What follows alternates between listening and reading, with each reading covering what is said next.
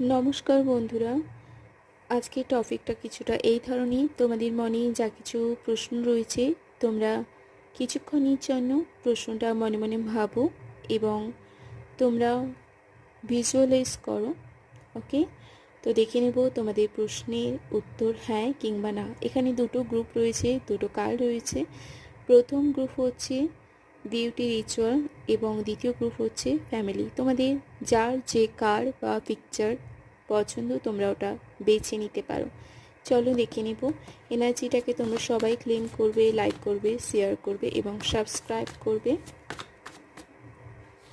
চলো, যারা প্রথম গ্রুপটাকে বেছেছো তাদের অ্যান্সার হলো ইয়েস।